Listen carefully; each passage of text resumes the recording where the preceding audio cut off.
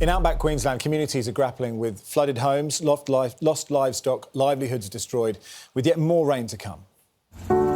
This is Emily Green's family cattle farm in Adavale in outback Queensland. Her video laying bare the destruction to homes and livelihoods in the wake of the region's record-breaking floods has gone viral. It's been incomprehensible to see the extent of the damage caused. We can't keep battling this on our own. In Queensland's far west, towns are already inundated with a year's worth of rain in less than a week, are bracing for more devastation to come. Torrential rain has turned large parts of Queensland into an inland sea. Nobody is drowned or anything like that, so that's the main thing. Sorry. Yeah, but we're all good. Ex-tropical cyclone Diane expected to dump another 100 millimetres of rain. The area covered by water, now double the size of Victoria. Adavale, they'd lost their town and they had no warning. The nearest radar is 2,000 kilometres away at Alice Springs. The Bureau of Meteorology didn't have the data to be able to warn them, and it was literally a life and death situation.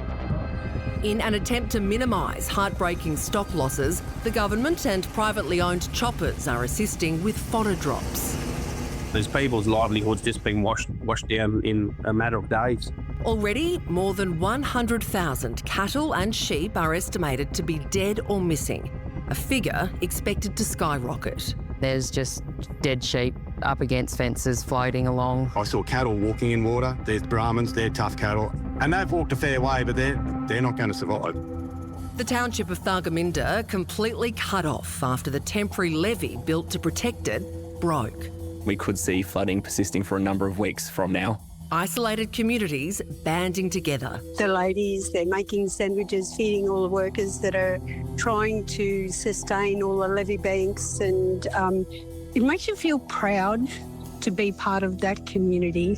As livelihoods hang in the balance. It's been absolutely tormenting to all of us to remember the stock that we couldn't protect. The livestock are our absolute lifeline, and obviously, this isn't going to just impact us, this is going to impact the nation as a whole. Meat prices are going to go up at the checkout. People might start paying attention to what's actually going on out here. It's been incredibly tough. Devastating images. Shona Underwood owns Thylungra Cattle Station in Quilpie. Shona and her family fled their home a week ago, have returned since. Shona, thanks for your time. Describe the moment that you and your family had to flee. We couldn't flee too quickly because we just had too much to do. I had my 86-year-old mother-in-law in a cottage just up the creek, and we didn't have to go too far. Luckily, we had an upstairs house on the farm at the homestead, but we had so many buildings that we had to lift everything up. We had little baby potty calves without mothers. We had to get them up into a building up off the ground, hoping that they wouldn't drown. We've got a lot of horses, and the men had to swim them out in neck-deep water in a really, really strong current. And being a mum with little children that can't swim, it was incredibly frightful. Shona, did you have any warning at all, like some time to at least prepare?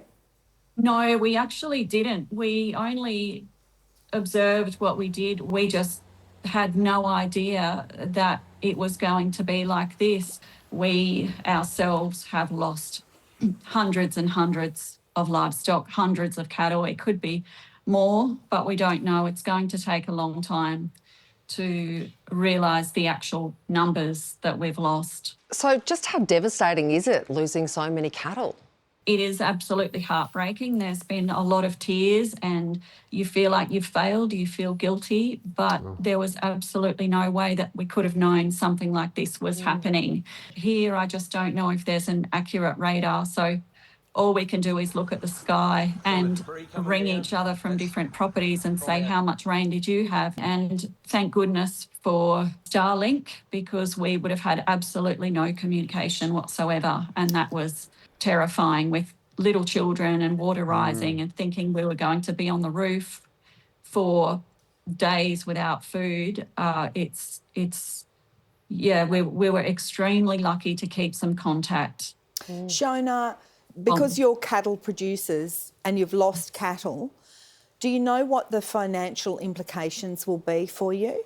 We're certainly really, really frightened of what's going to happen. Certainly there has been millions and millions of dollars worth of infrastructure, fences and gates and buildings and machinery that has been damaged, and everyone around us is the same. We all have big debts, and we haven't wanted to think about that just yet. And whatever happens financially is something that will happen in the future, and we'll deal with that then. Because most Australians just take for granted that the fruits of your labour are available for us when we go to a supermarket or whatever. And this is just such a vivid reflection of the struggles that farmers face. Does it mean for the rest of us that we may see the impact of these floods and your losses on the supermarket shelves?